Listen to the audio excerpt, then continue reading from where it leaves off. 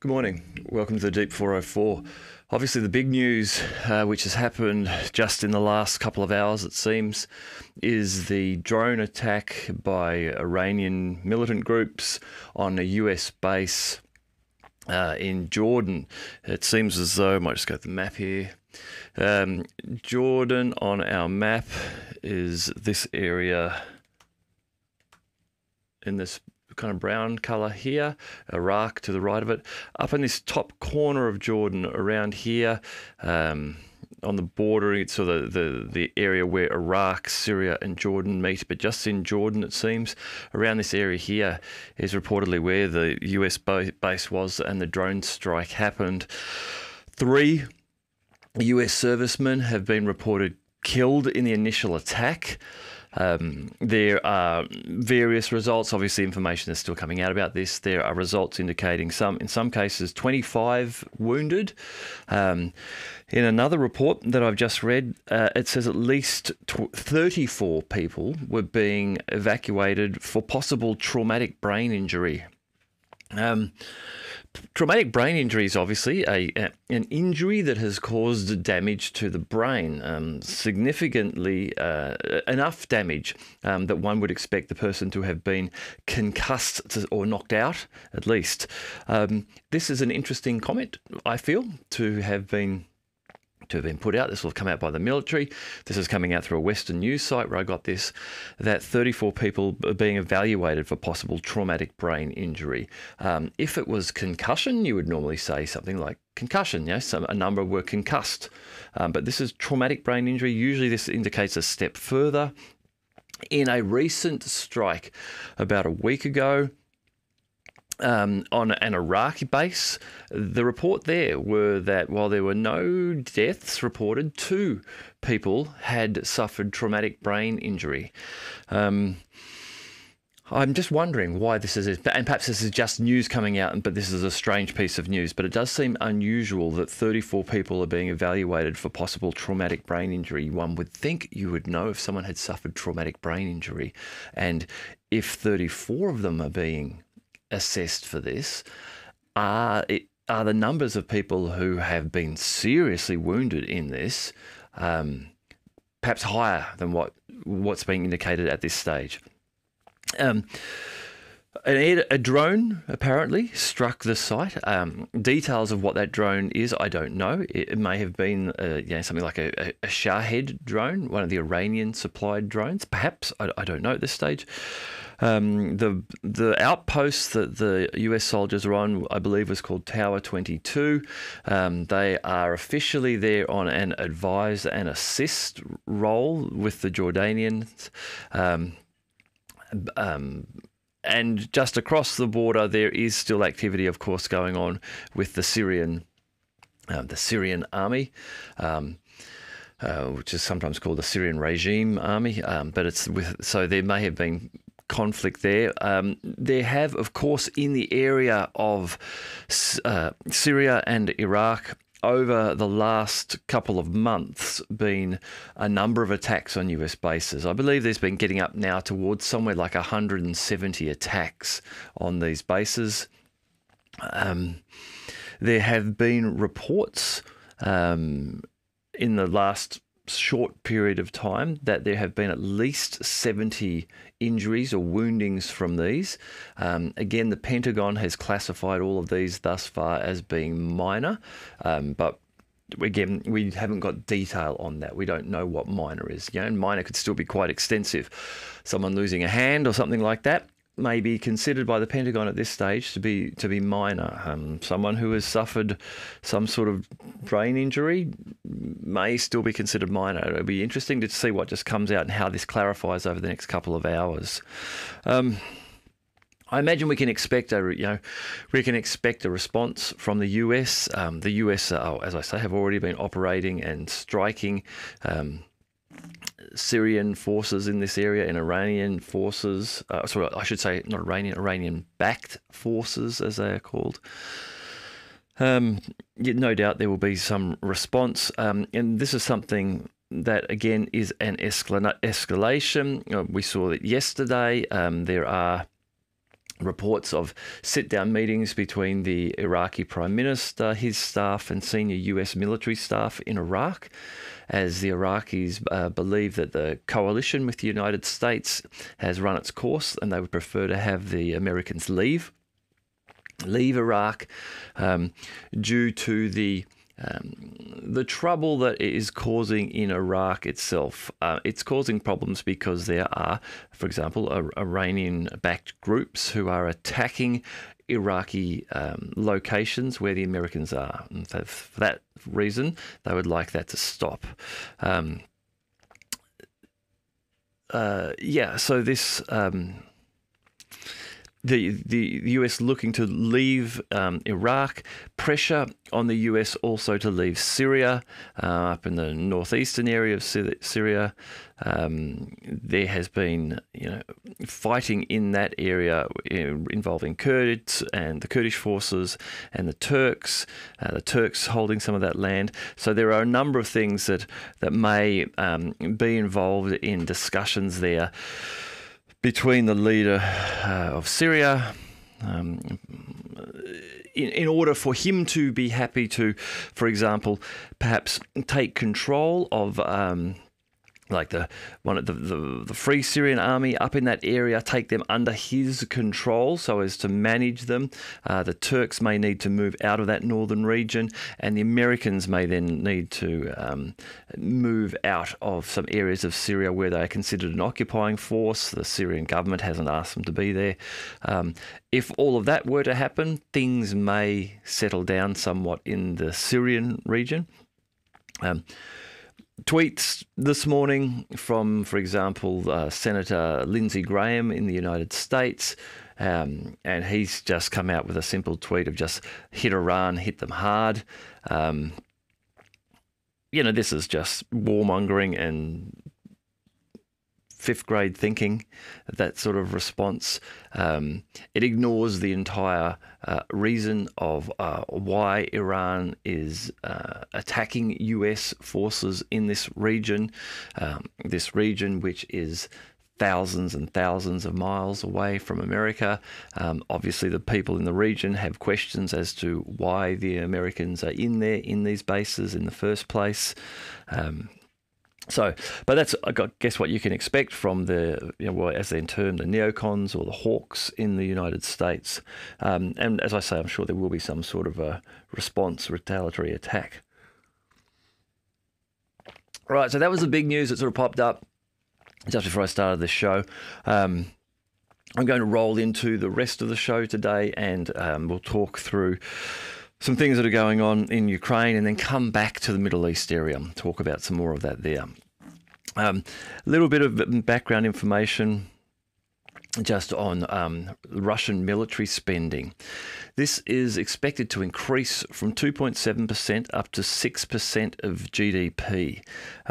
Reports have come out that the Russians have managed to increase their tank production from 2022 to 2023 by 560%. 1,530 tanks produced in 2023. Given that, there might be some estimates that maybe they're losing 10 tanks a week. That's 500 tanks they've lost in a year, 520 tanks.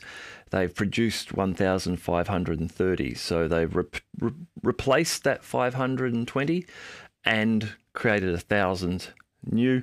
I think the bulk of these will be new tanks. I imagine, though, a number of these are probably also refurbishments, modernisation and improvements upon existing tanks to get them to that number. But I may be wrong. This may all be new, but I imagine it would be a mix of the both. Again, reports, these are Western reports of the current Russian position, that the Russians are approaching the capacity of 2 million new 155mm shells being produced per year. Now, this report was recent, so this no doubt would be increasing by the time I'm reading this report to you. You would expect that the Russian capability has increased past that amount, or they have reached 2 million. In 2022, just to give you an idea of what 2 million shells means for the 155mm production, in 2022, all European production combined for 155mm shells amounted to 300,000 shells. Now, obviously, the Europeans will have increased since that time too. You can throw the Americans and the South Koreans in there, and your numbers are getting higher, and they will no doubt be increasing. But the Russians are still increasing, and I would suggest that they are increasing at a faster rate and with more pressure to increase than perhaps America is, or most of the European nations are. South Korea probably feeling similar pressure and increasing at as rapidly a rate as it can, or it needs to. 2 million shells a year breaks down to 166,000 shells per month. So in this conflict with Ukraine, if Russia were to take that current production, or current estimated production amount, break them up into monthly chunks and throw them all into the fight with Ukraine, the Russians would be firing 166,000 shells a month, which gives them a sustained rate of just over 5,500 shells per day. So that's ignoring current stockpiles that they've got and the increasing amount that they're producing. If they were just to use that amount that they're producing or reportedly producing today at, say, 2 million shells, then they could fire endlessly 5,500 shells a day. Now, that is already somewhere between 2.5 and 5 times more what the Ukrainians are currently capable of firing in the conflict. They're currently firing somewhere between 1,000 and 2,000 a day. The Russians are reportedly, because of the stockpiles they have, currently capable of firing 20,000 shells per day across the front line, and have been doing this consistently, at least that level, since at least September of last year. And for way longer than that, the Russians have been firing that many shells. But going forward, without considering any of their stockpiles and just the new rate that they're producing, they can fire a sustained rate of 5,500 a day, twice or maybe 5 times as much as what the Ukrainians can. And this is one of those, those numbers of war, one of those hard mathematical facts that if you are in an artillery duel with someone and you can fire, at a minimum, you can fire, 2.5 to 5 times more than your opponent, and more likely you're firing at least 10 and maybe 20 times more than your opponent, then you are generally going to win that artillery war. And that artillery war in Ukraine is what is leading to the gradual pushing backwards and retreat of Ukrainian forces and the gradual moving forward and advancement of the Russian forces, as their artillery just allows them to slowly grind away at the Ukrainian defensive positions. An interesting piece of news. Now, I saw this come out a little while ago, and I thought I would comment on it then because I think it's interesting. And then I didn't at the time because I thought maybe this channel's meant to be more just about geopolitics. But I guess this is in that realm somehow. Russia has begun enacting its LQBTQ propaganda legislation. And this legislation prohibits the positive projection of information about lesbian, gay, bisexual, transgender people. On the 20th of December, there was a big party with the elite of Moscow. Lots of celebrities there. President Putin has come out and just spoken about this in the last week and said that he believes that the leadership of Russia should consist of army veterans, military people who have served their country in the military. He's taking a very conservative approach. He has spoken recently about the fact that the minimum number of children in a family should be 3. Focusing very much on family values, saying this all the time, the families are the core of their nation. He has come out and said that the leadership of Russia should be ex-military people with experience supporting their country, and not people running around half-dressed all the time. And part of this was in reference, it seems, to this party. There was a rapper there, Vakio. His real name is Nikolai Vasilyev.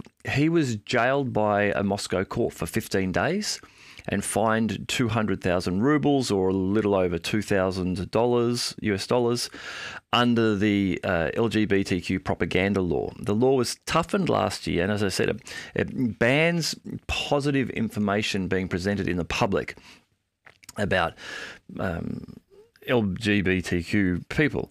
And this is because of President Putin, but conservative Russia's opinion that I think particularly here the transgender community are considered to be a group which are causing social issues and concerns. I think they're probably reflecting upon the American Western civilizations, where there are obviously lots of large protests about this. There is this whole, is a woman a woman or is a woman a man topic of conversation going on, and that doesn't sit well, it seems, in Russia, and so they are looking to dissuade this being promoted. I feel on this particular law that there are, like most debates, there are nuances around all topics. Lindsey Graham and his comments about hit 'em hard avoids the nuances of the topic. I feel this law, the way that it is enacted, is somewhat broad. I won't go into the detail of that here now, because if I was to go into the detail of that, I suppose there's probably a chance that this episode will get pulled off YouTube if I understand their current position on this. And so I don't want to discuss in detail around that. But I also agree with the legislation here in the fact, I agree with the premise that people's sexual preferences aren't something that need to be publicised, whatever they may be. Now, I completely support any consenting adults doing what they like, privately.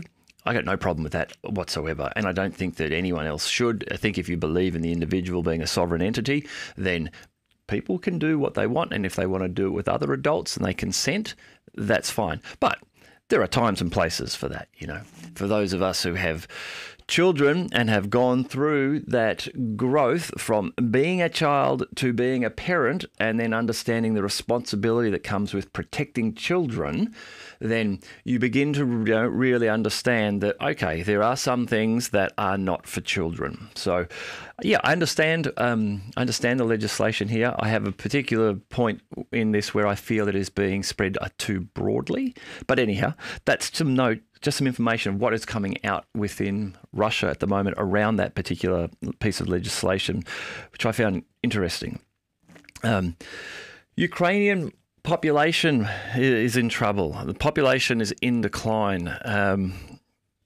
If we go to the map here, it's not the map this time, it's the chart.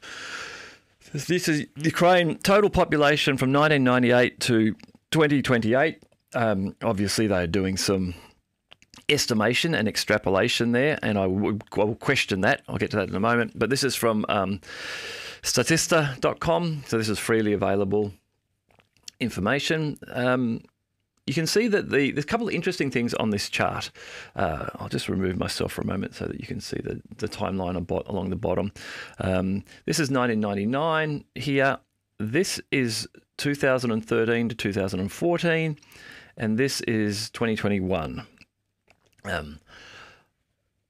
Now, there's some interesting things about this. Obviously, 2021 to 2022, there is a large drop there. That's about 8 million people, 6, 7, 8, thereabouts. 7 million people reportedly lost, and then dropping further in 2023, down here to 33.19 million from just prior to the war, population of 41. So from 41 down to 33.19. million, what's that? About 8 million people. These future dates in 2024, 25, 26, 27, I believe that these are using an outdated model for their estimation. This would be based on, I don't know what this is based on. But given the current war going on, the threat of broader mobilisation in Ukraine, I find it unlikely that the population is going to start bouncing back up like that at this stage. But anyhow, put that aside. Let's talk about the stuff which is in the past here. What is interesting, obviously, is this large drop in 21 to 22. So 8 million people left the country because the war began. Now, a number of those people... Now, a large number, not the largest number, but 1 million, 2 million of them left Ukraine and went to Russia. The other, let's say 6 million or so, left Ukraine and went to Europe, went to the west. So some went to the east, to Russia, some went to the west. This is interesting here. In 2013 to 2014, this is when the period when the Maidan coup occurred, when Victoria Nuland was over in Kiev and handing out cookies and reportedly being happy with what was happening on the political scene and how it was changing. There's a drop there from 45.25 to 42. What's that? 2.5 million. So 2.5 million people, when the government went from being pro-Russian to pro-Western, 2.5 million people decided to leave the country. And this, I find this very interesting because there is a lot of debate on this topic as to, was this a coup? Was this just a natural groundswell movement of all Ukrainians wanting to throw out a Russian-friendly leader and replace them with a Western-friendly leader? And this is an interesting piece of data because it shows that when that happened, 2.5 million people left the country. Excuse me, I just need to get some cream for my coffee. So what does that tell us? Maybe that doesn't tell us much. Maybe there are many factors behind this, and I'm sure that there are a number of factors behind this. But on the bald face of it, it appears that when the coup occurred, for some reason, 2.5 million people decided in the following year to leave the country. Now, obviously, the fighting started in the Donbass region, and so that may have been a large precursor and a force for why these people left. But still, it didn't go the other way. Ukraine had been in, for whatever reasons, a population decline anyhow, but it didn't go the other way. So suddenly a Russian-friendly government is out, Western-friendly government is in. A whole bunch of Ukrainian people didn't then, from other nations around Europe and from Russia, flood back into Ukraine, it seems. Instead, people left.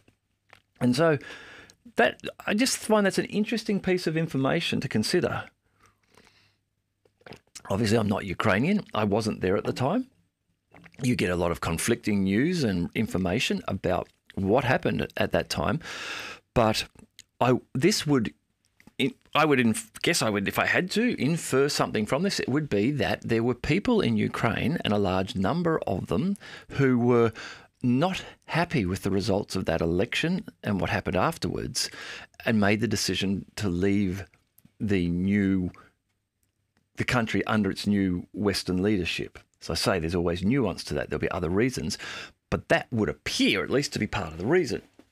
And I think this then is, if that is the case, if inferring that is correct, then this does show that there wasn't wholesale support for the new leadership, and that Ukraine as a nation did have some large differences in the country already. And that, these differences may have fallen, over some sort of graduation across the country. And if you look at some of the survey data taken prior to 2014 in Ukraine, these charts run like this. As you go from east to west across the country, or they go like this from east to west, depending on the question being asked.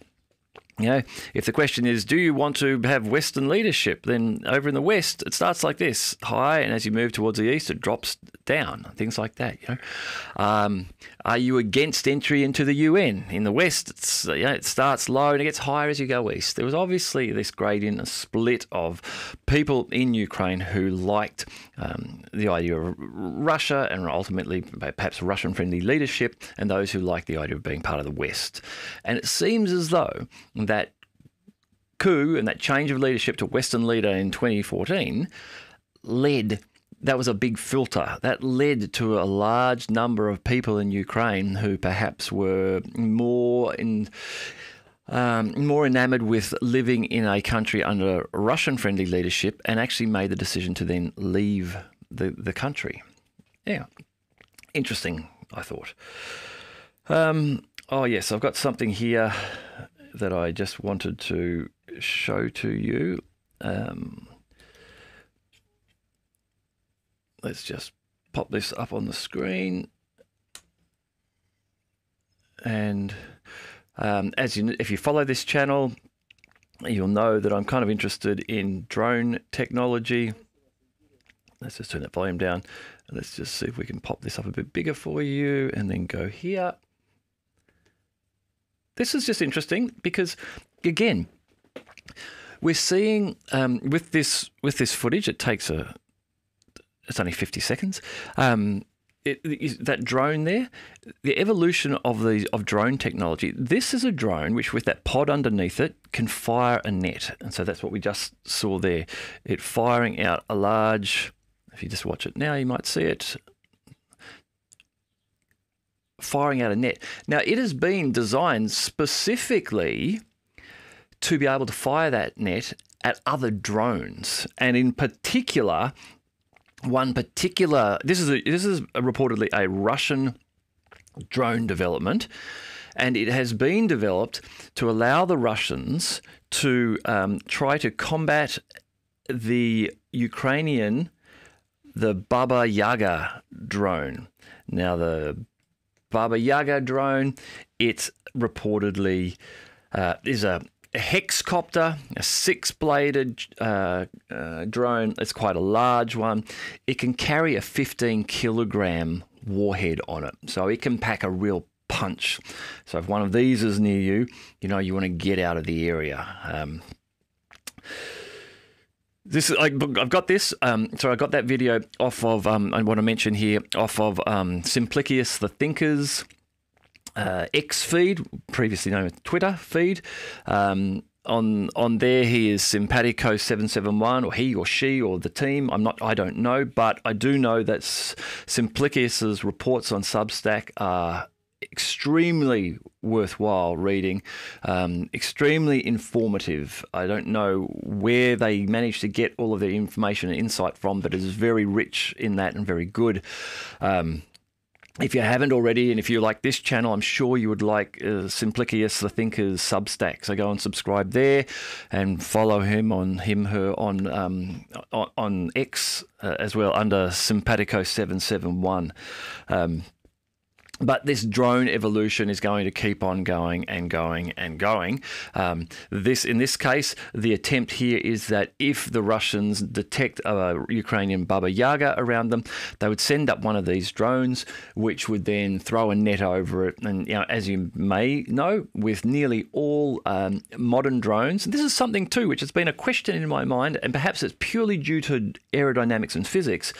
But why so many drones do have uncowled blades, propeller blades. Often they will just have the blades left open in the air. No fairing or cowling around them to protect them in any way.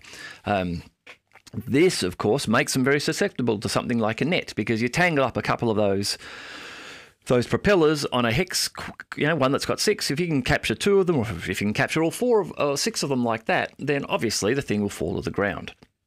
And I do wonder why there isn't just more development of cowling around them to give them extra protection around things like that. You do see some drones have a little bit of it. Again, this may be because of the efficiency of the propeller blades and how they work. I'm not an aeronautical engineer. That's my best guess as to why they don't have it. But we may see it evolve, I guess, if there is a need for it. If it becomes likely now that your drones are going to be brought down by things like strings and nets, perhaps we will begin to see some cowling around them. Now, this isn't the only drone, anti-drone drone that we've talked about recently. I showed the footage of I believe this was a Russian development again too, where they were mounting a shotgun underneath a drone. And so same situation, you see an incoming surveillance drone or a kamikaze drone or a drop drone carrying a grenade approaching you. You've got up in the air one of your protector or enforcer drones, and it then with its shotgun goes and takes out the approaching enemy drone. So we're starting to see the evolution of the drone wars. You know, the guys on the ground might be fighting, but above their heads in the sky, there may be drones fighting. And, you know, you will have your attack drones going out with their enforcer drones acting as escorts for them. And they will become AI controlled and they will just be on their own. They'll have a target, they'll have a goal they need to achieve, and they will work together as a swarm of AI-led drones to fight in the skies. On the ground, you might be winning the battle. In the skies, you might be losing the battle on that particular day. It will become a war of two flavors, a war of two forms, or almost a war of two species if you want to class the drones as a species now. Can we do that? Maybe we can. Okay, moving back now to the Middle East. It looks like the Turkey F-16 deal has been approved by the US. So a couple of days ago, we had the parliament in Ankara in Turkey ratify Sweden's accession into NATO.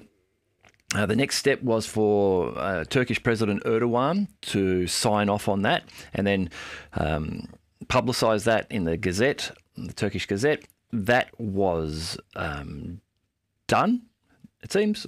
President Erdogan signed the document, published that, told the United States and Joe Biden, I've done my part. And so we have reports yesterday that the US Department of State notified Congress of the $23 billion agreement to sell the F-16s to Turkey. They have also, with this, signed an agreement for an $8.6 billion deal to sell F-35 fighter jets to Greece. So the sale to Turkey involves 40 new F-16s plus 79 or 80 modernisation kits. Turkey already has somewhere around 250, 270 F-16s, it's estimated. It's a lot of F-16s.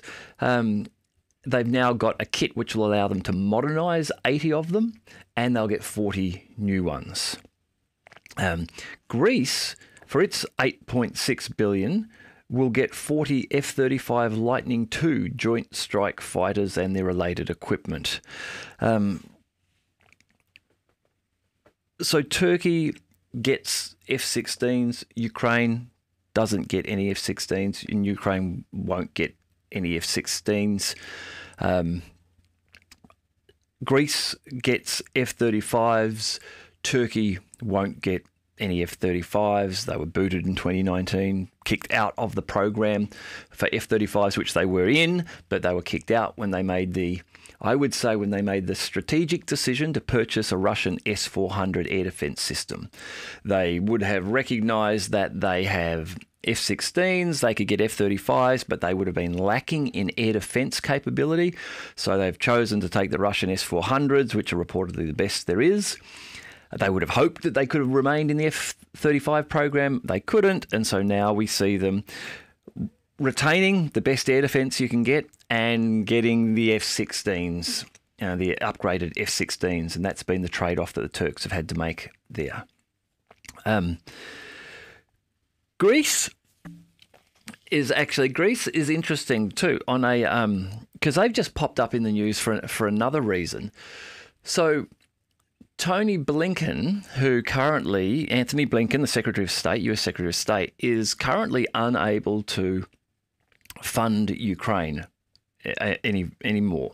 The money that has been signed off and approved and authorised for use for aid to Ukraine has all been spent.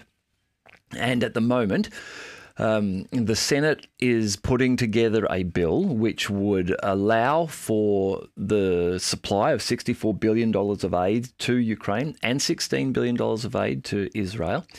But that bill has to also address, in particular, Republican Speaker of the lower house, Mike Johnson's concerns about the southern border. I'll talk about more of that in a moment. But you are probably aware that things are heating up on the southern border, particularly in Texas at the moment, where the Texas National Guard and state troopers are denying the Border Patrol, the Federal Border Patrol force access to an area in a park on the Rio Grande River in Eagle Pass, Texas, where the National Guard and the state troopers have put up concertina wire, barbed wire, to stop undocumented immigrants coming across the river, coming across the border. So stop people coming across from Mexico. A couple of points on this, and I'll wind back to where we were talking about Greece. The people coming across the border aren't just Mexican people. So just so that you're clear, if it's not something you followed, and this is the concern that people in America have about this. It's not just people from Mexico who are seeking some form of asylum. There certainly are. It's not just people from the Southern American states to the south of Mexico who are coming up from Southern America and up through Mexico. But that is certainly happening too, and there is concern there around drug cartel members from South America and from Mexico also coming into America. But there are also large numbers of people from other nations, African nations, for example, who are coming into Latin America and Mexico, and then from there moving up into America. So this is the concern that a number of Americans have, is that they have no awareness or understanding or control of who is coming over the border. And this is happening in large numbers. At the moment, this is estimated to be somewhere between 3 and 4 million people per year entering the US by these means. The legislation, which is being debated, which would enable money to go to Ukraine, but needs to be tied to some real action by President Biden's administration on securing the border. There's been talk of a draft bill over this weekend being proposed, which would say, well, if the average number of people who cross the border, average number per day for a week, it was 5,000 people per day. If it reached that number, so if we got to 35,000 people per week getting through like this, then President Biden would say, okay, it's time to close the border for a bit to stop them. And President Biden would be given a new executive emergency authorization power that whenever he wanted to, he could then close the border. Reports are that Mike Johnson has heard about this and said, this is dead in the water. If they send this to me, it's not going to be approved. Because what that would do is reduce from 4 million people coming in undocumented per year, reduce it down to about 1.8 or 2 million people. Not stop the problem, and it gives Biden this new power, which he probably doesn't want to give Biden this new power. So that's not going to happen. So that means that money to Israel and $64 billion to Ukraine is being tied up and held up longer and longer. And so this is where Greece comes into the picture, because there's reports that Tony Blinken has said to Greece, hey, Greece, you give some of your military equipment to Ukraine, you just sort of donate it to them, give it to them, and we, the US, will give you a few $100 million under a different funding package and different agreement that we hold with you, with Greece. So, this is kind of a clever way to get more equipment to Ukraine for the US. The US can't do it itself. Congress hasn't approved money for them to use. They've run out of all the money they were given. So they say to one of their partners, one of their allies, look, you give them the equipment you've got and we'll give you some cash. And so then you can go and buy some new kit when you need to, or do what you like with it, I guess. I'm sure there'll be some deals, some rules around it, but general terms, that's what's happened there. So it's a clever idea, but it's not a sustainable idea. America can't continue to actually get all of its partners to give all of their kit to Ukraine and then just give them money. Their partners will reach a point, much like Slovakia is reaching the point now where it's saying we will not give any more aid to Ukraine because we are at risk. We've depleted our stocks to such a level that we are no longer comfortable that we can defend ourselves if we needed to.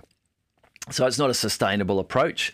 And at least with Greece, it's not a large enough gesture to make any difference on the front line. I think the amount that was being spoken about was $200 million, which is, that'd do me okay. I think that's what Joe Rogan got for going on Spotify. That's quite a bit of coin, but in the scale of a war, that's really nothing. So, as I say, it's a clever way to, well, one, demonstrate, look, we're still helping you, and to get some aid to Ukraine, but it's not a sustainable way to do it. And it's not a fix for the problem. Now, in terms of what has been happening with the Houthi blocking of the Red Sea, the Gulf of Aden and the Red Sea, which flows up around the western side of Saudi Arabia and gets you right up to where you can go through the Suez Canal and gets you up to it's the port of Aqaba at the bottom of Israel, and the port of Eillat. So the port of Eillat, which is where let's go to the map here so I can show you what I'm talking about. I'm not just making this up.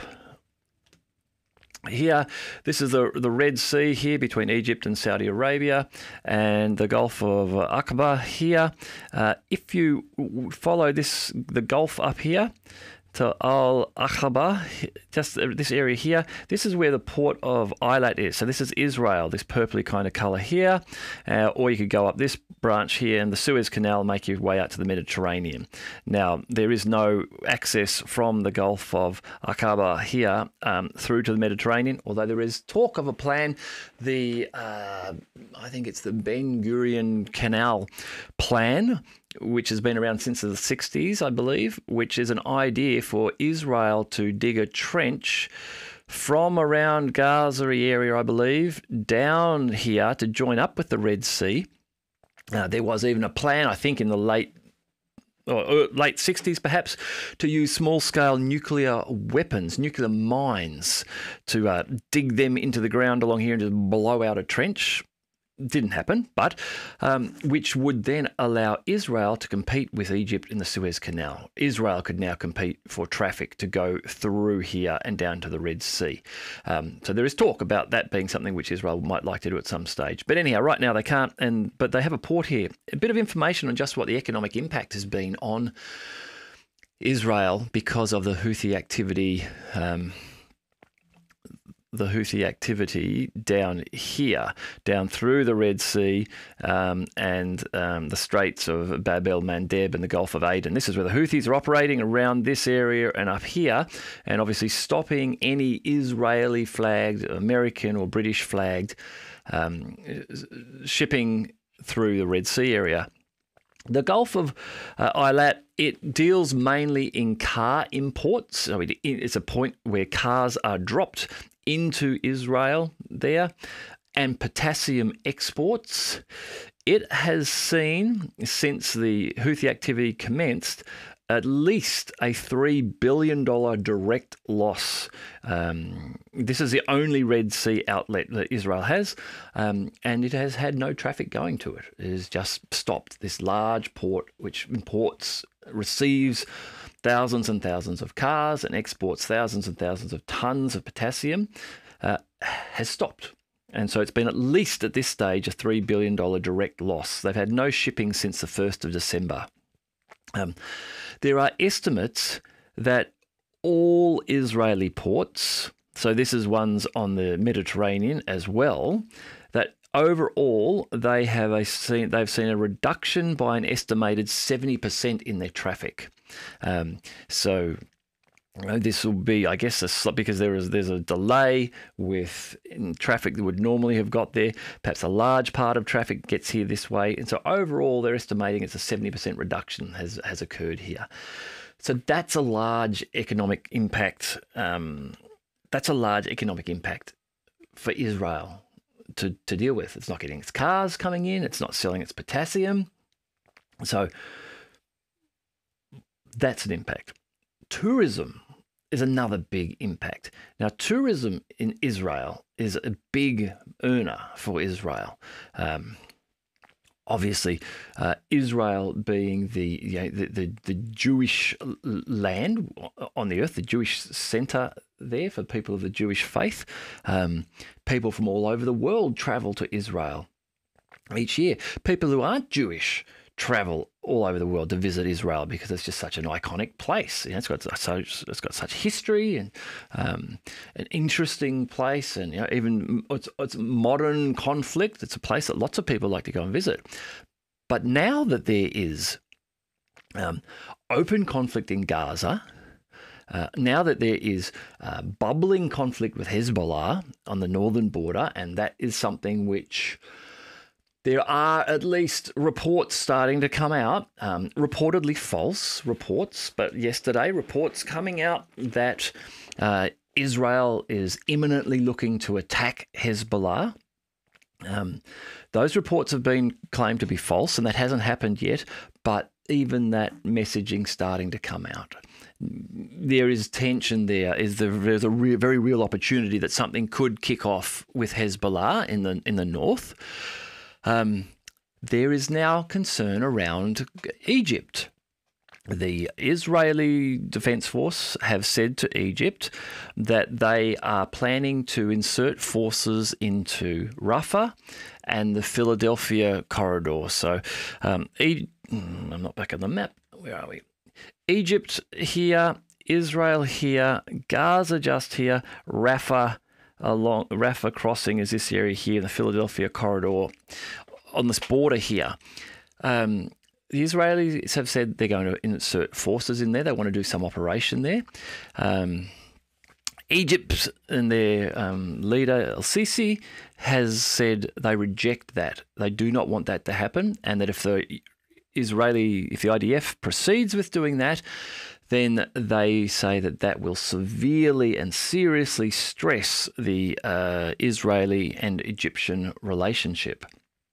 So we have an escalation there on the southern border. So there is the possibility. Now, Egypt is a strong US ally, and therefore will do as the US says to some extent politically. But the people of Egypt, remember that they've had the war with Israel back in the 60s, so there is pressure there, and that point could grow into some sort of conflict with Egypt. There's a possibility in this area.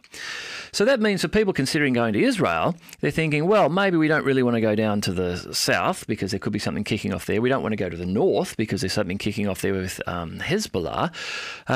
We don't want to go anywhere around Gaza.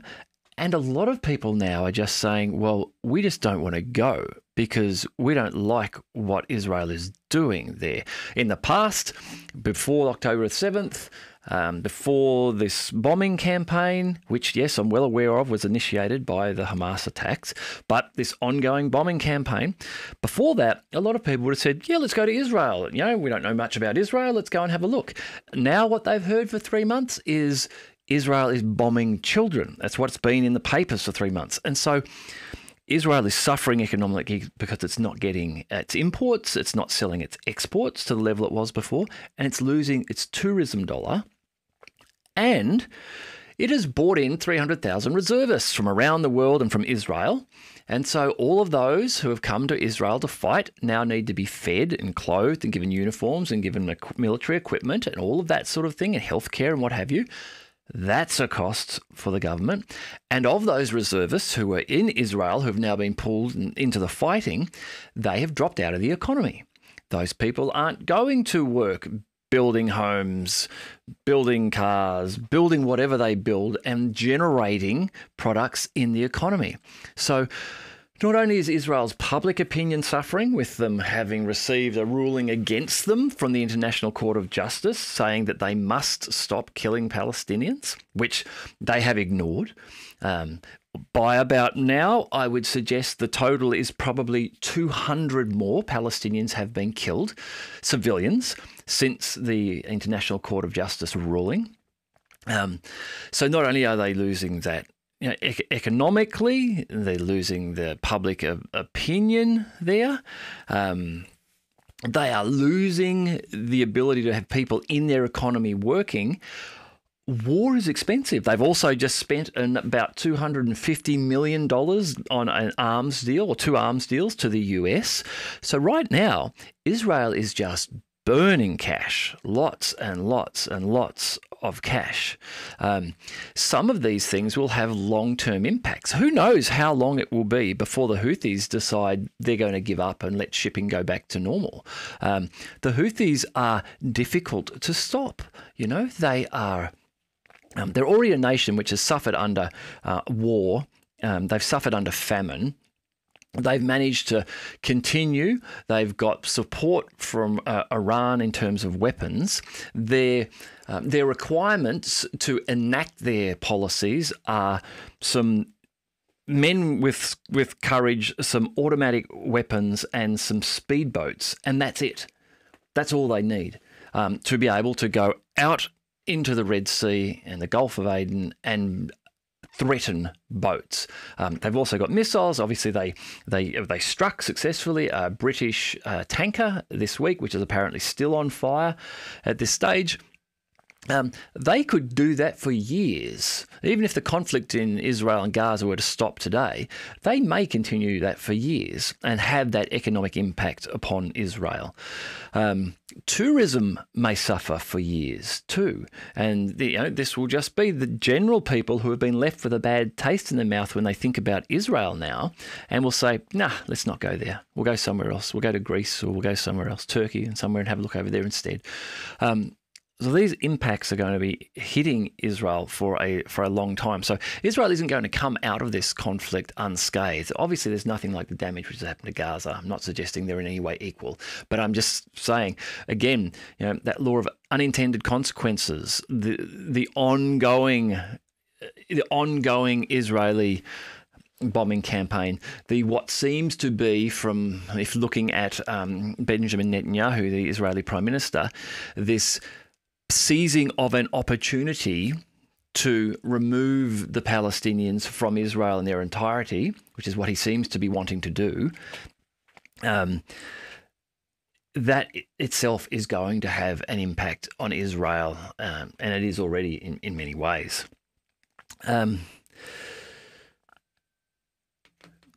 Yeah, look, this whole Middle East thing is having challenges too, extending not just for Israel, but even for Biden. So President Joe Biden, the United States president, he has an election in November. There are reports that Julia Chavez Rodriguez, his campaign manager, was traveling through Michigan, wanted to meet with the Arab Americans organization there in Michigan, and they said no. We don't want to talk to you. We want to talk about about election campaigns. The response, this is from Abdullah Hammoud, the mayor of Dearborn, which is a Detroit suburb. Dearborn is a home to a large number of Palestinian, Lebanese, Yemeni and Iraqi communities. He reportedly said, "It's unfathomable at this point in time that we're going to talk about electoral politics with a genocide unfolding." Dearborn, the suburb of Detroit, which Abdullah Hammoud is the mayor of, is known as the capital of Arab America. And Hammoud also noted that with the 4 main Arab nations that have people living in Dearborn, Palestinians, Lebanese, Yemeni and Iraqi, he said all 4 countries are currently being bombed by the US and its Israeli allies. So Michigan is a swing state in the election. When former President Donald Trump beat Hillary Clinton, he beat her by 11,000 votes in Michigan. So There are hundreds of thousands of Arab Israelis living in Michigan. And it seems as though at least their leadership, the mayor of one of the most Arab areas within Detroit, feels very strongly that they're not interested in talking to the current president's campaign about the election at this stage, while there is a genocide ongoing, as he has said. And that, just so, campaign manager, so that you're aware, the major constituents of my suburb, you and your Israeli allies are currently bombing all of their homelands. The Arab American support for Biden is dropping. It in October, after the start of the conflict in October, it had dropped to 17%. So this conflict, because America is tied so closely to Israel, is having ramifications back in America for Joe Biden too. And this might be one of those unintended ones. This impact this is likely to have just through demographics, that Michigan is a swing state and it has a large Arab American population, and they are very unhappy with what is happening and what America is doing there. This might lead to the undoing of Joe Biden, because it might come down to Michigan, and the Arab Americans in Michigan might vote for Trump, and Biden loses because of that. And it's because of the ties to Israel in this conflict. Unintended consequences, interesting. What else has gone on here? Oh, yes. Iran has launched satellites. Now, it's interesting that the news, when you go and search for it, the thing that was popping up first for me in my search, and this might be biased on my searches, was that France, Germany, Britain have all condemned Iran's launch of the Syria satellite.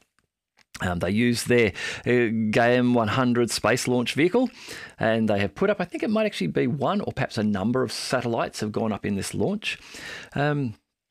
But they've condemned it because it can be used for the development of long-range ballistic missile systems. So it could allow Tehran to launch much longer-range weapons. I'm guessing here that the satellites might be used for reconnaissance and targeting purposes, identifying targets.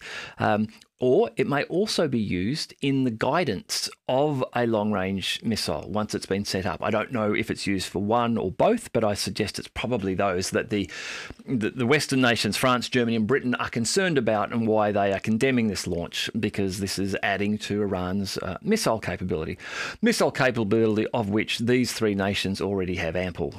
But anyhow, this, of course, comes after Iran sent its message last week, where if we just go to our map again, where Iran fired a missile from Iran across Iraq and up into Syria, a fluid distance of 1,200 kilometres. And a fluid distance of 1,200 kilometres over Iraq and Syria, and was not shot down by anything. It made it to its destination.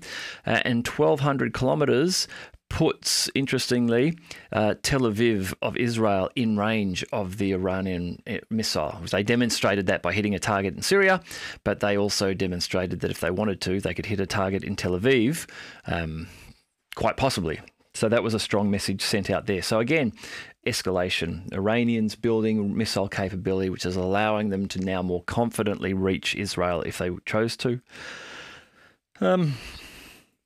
Jake Sullivan, who is National Security Advisor to President Biden, he has been in conversation with Chinese representatives, talking to them about getting the Chinese to join the Prosperity Guardian coalition of nations providing military shipping support and escort and protection in the Red Sea. This hasn't worked very well thus far, I guess you would say. There were reports from last week where there were US boats, perhaps the Carney, escorting a couple of Maersk ships, and they received some incoming drones sent to them from Yemen.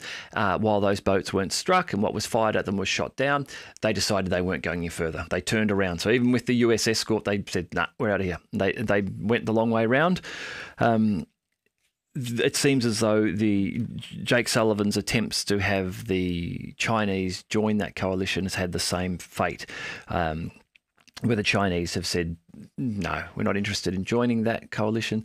The Chinese have again reiterated that they see the solution in this area to be the creation of a Palestinian state and the cessation of the bombing of the Palestinians in Gaza. The Chinese are very much, I think, of the position here that we have no problem with shipping, no direct problem anyhow. Our shipping is allowed to transit. That's been clearly stated by the Houthis. This is for the Chinese.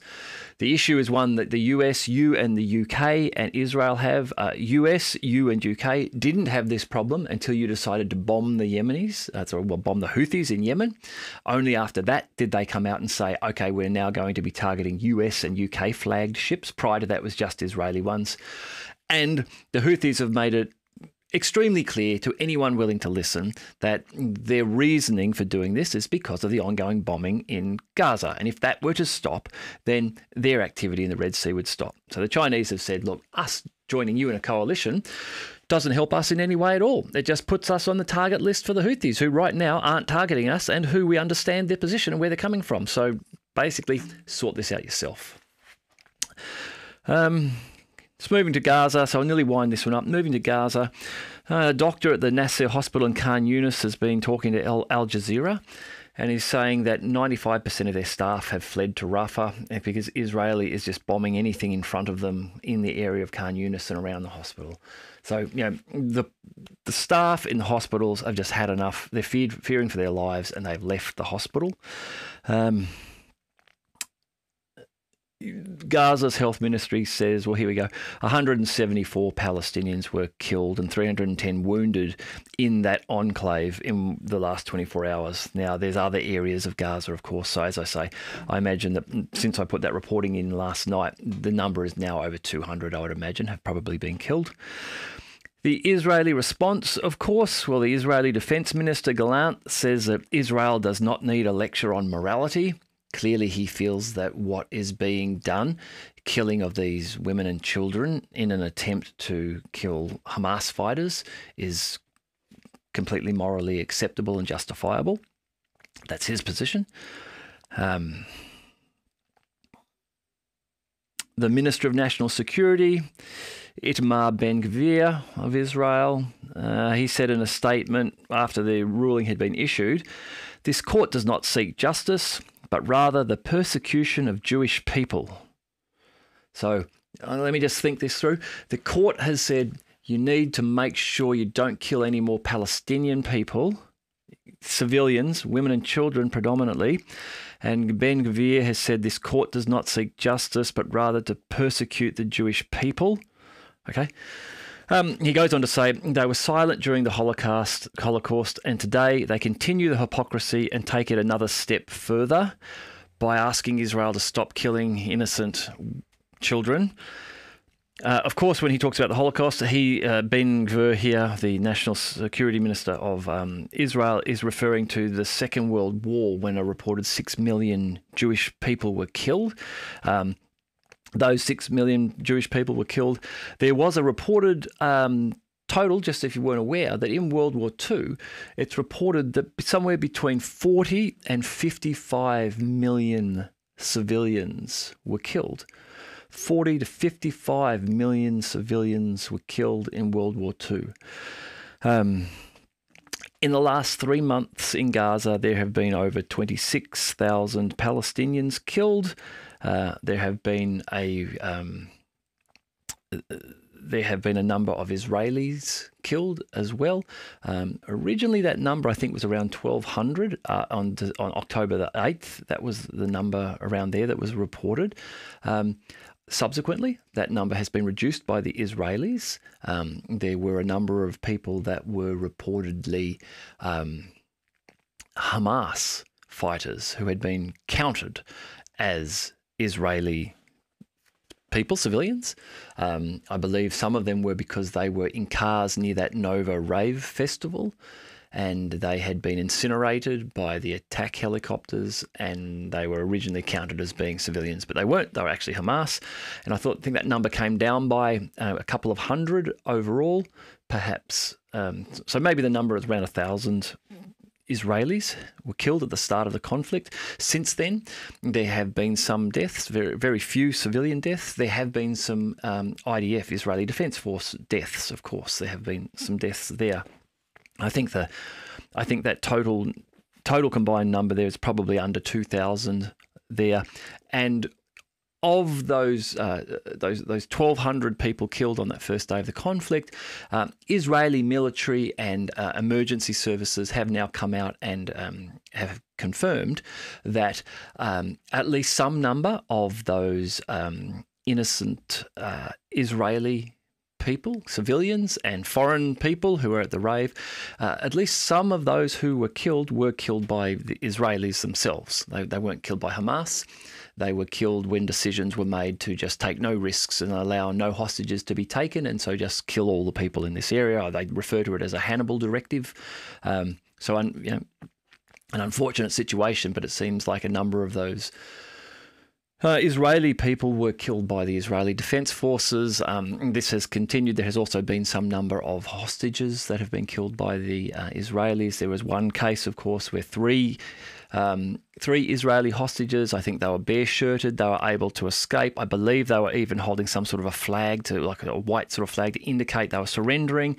They were speaking in Hebrew to the Israeli Defense Forces, and the Israeli Defense Forces shot them dead. Yeah, that's the situation in Gaza at the moment. All right. I hope you have had a good weekend. It's Monday for me now where I am. If you're still having your Sunday, I hope you're having a good Sunday. I might see if I can get another episode out today, as I've got a public holiday. And I look forward to talking to you again soon.